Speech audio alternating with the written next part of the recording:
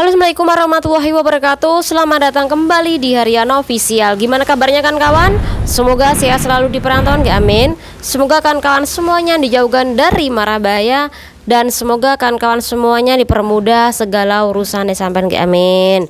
Nah, kali ini kita bakal membahas sebuah status salah satu kawannya kita yang dikirim di grup kan kawan. Jadi ini dikirim oleh Mbak yang berinisial GM. Mbak E ini cerita kalau ia kena denda karena buang sampah yang tidak pada tempatnya. Dan dendanya ini adalah sebesar 3.000 dolar Hongkong, kalau dikuruskan yang Indonesia sebesar 6 juta. Pertanyaan Mbak ini, apakah boleh dicicil? Jadi melalui channel ini kita bakal membahasnya kan kawan. Nanti ada sedikit yang saya ketahui dari tulisan kertas itu ya, itu tentang apa aja.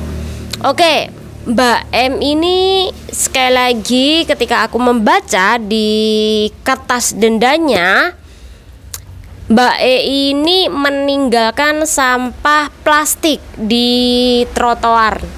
Artinya pas waktu libur mbaknya ini mungkin lupa mau ngambil, atau mungkin masih berbenah-benah setelah ia duduk-duduk, kemudian ia lupa untuk mengambil plastik sampah. Nah, di saat itulah didatangi oleh polisi dan dikasihlah surat cinta berbentuk denda sebesar 3.000 dolar Hongkong.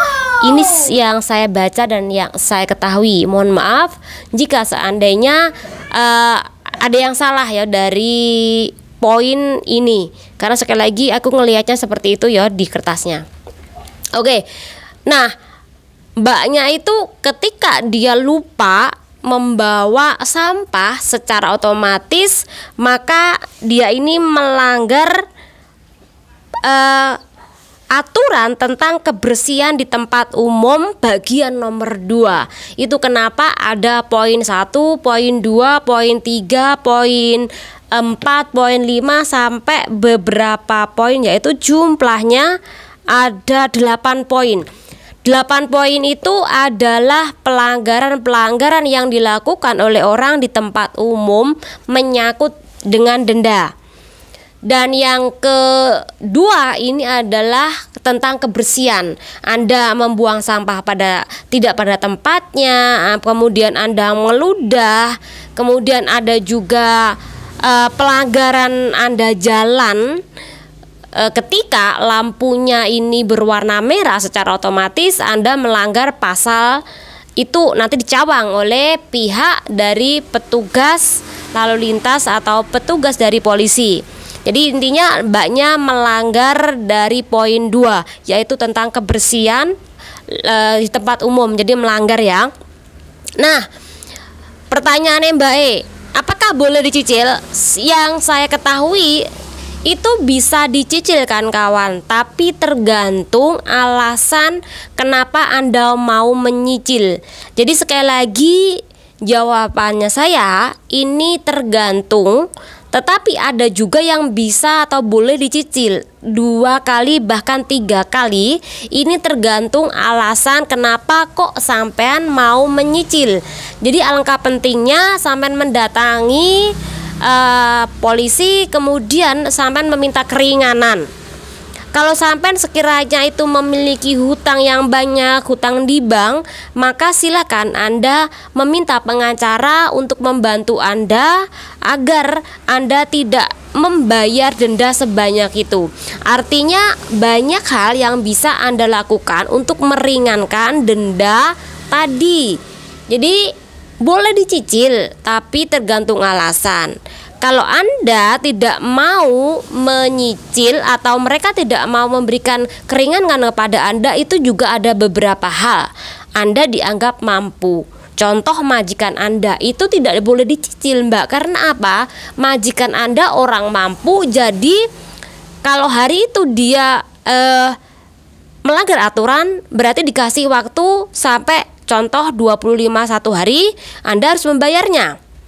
Kalau tidak membayarnya, ada kemungkinan bisa jadi apply visa Anda nantinya tertolak. Bisa jadi ini ya, kemungkinan besar denda itu akan menjadi 2 kali lipat. Bahkan ada tambahan lagi nanti ke depannya karena Anda teledor atau Anda memang sengaja tidak membayar atau jatuh tempo, maka Anda bisa kena denda nantinya.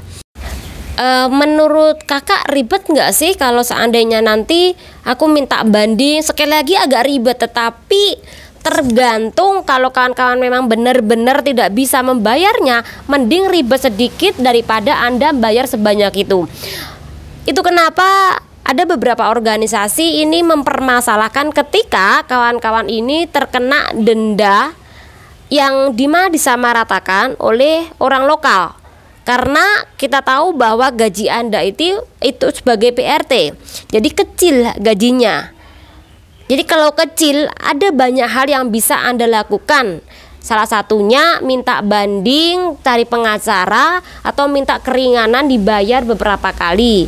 Sekali lagi, Anda harus bilang sama polisi dengan alasan yang tepat. Kenapa kok Anda minta keringanan, nggih? Nah, yang saya ketahui itu di daerah Kowloon City, tepatnya yaitu di Jalan Matau Chow, kawan. Kalau kawan-kawan nggak paham, di sini ya. Jadi sekitaran ini mbaknya telah melakukan kesalahan dan itu hari Rabu. Dari poin seperti ini apa yang kita ambil sih pelajarannya? Banyak banget mbak. Karena mungkin mbak-mbak itu ngerasa bahwa oh nggak ada petugas, oh nggak ada yang lihat, denda. Kalau nggak ada petugas, nggak apa-apa lah kita buang sampah sembarangan. Tapi ingat, banyak di antara petugas-petugas itu telah menyamar dan itu sering sekali terjadi kan kawan. Banyak juga petugas-petugas ini stay nenggene mobil, padahal mereka itu sedang mengintai Anda di dalam mobil. Ketika Anda melakukan kesalahan, sudah ada bukti, cekrek, langsung tepuk dari belakang. Dikasih surat cinta, Anda telah melanggar. Anda dimintain Hongkong ID, kemudian kasih surat cinta. Jadi itu kenapa mbaknya ini ketika membuang sampah secara sembarangan, jadi dianggap telah melanggar kebersihan di tempat umum, yaitu tiba-tiba ditepuk dari belakang. Dia tidak tahu kalau itu adalah petugas yang mengintainya sudah lama dari tadi. Jadi memang seperti itu modelnya kan kawan. Coba kalau kawan-kawan ini ngelihat nih ada petugas yang pakai seragam, secara otomatis kan pasti pura-pura untuk ngambil sampah-sampah kemudian membuangnya secara tepat. Tapi kalau tidak ada petugas, nggak ada petugas, biarin aja. Kan kebanyakan seperti itu. Loh, kan memang itu adalah sesuatu hal yang nggak tabu kan. Kalau kita ini ada yang dimana mbak-mbak terbiasa ini buang sampah secara sembarangan, tapi ada juga yang mbak-mbak memang disiplin di dalam hidupnya dia.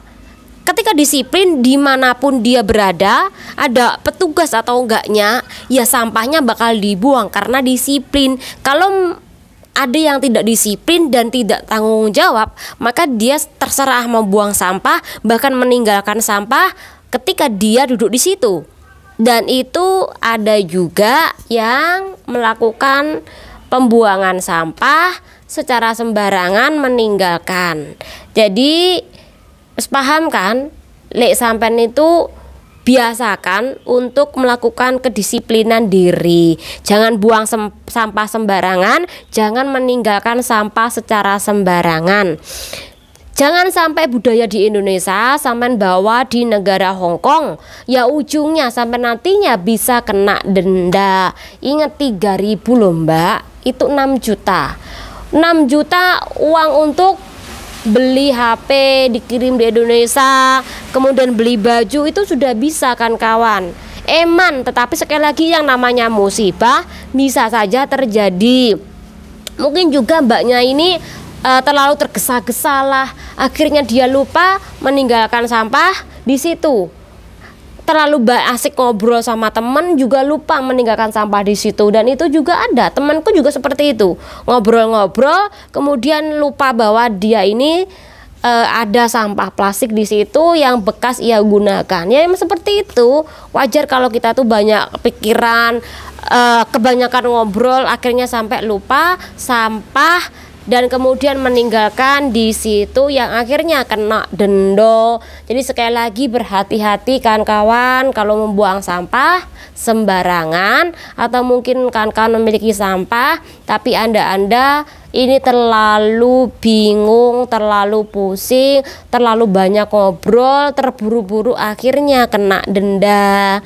Sekali lagi berhati-hati nggih. Semoga dengan ini pembahasan ini bermanfaat, dan untuk mbaknya semoga dengan ada kasus seperti ini lain kali lebih berhati-hati lagi.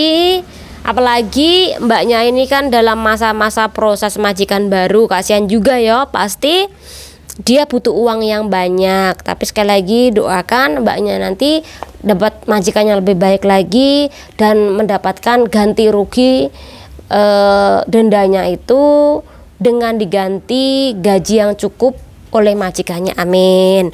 Nah, semoga bermanfaat buat kawan-kawan semuanya. Channel diri. Wassalamualaikum warahmatullahi wabarakatuh. Bye.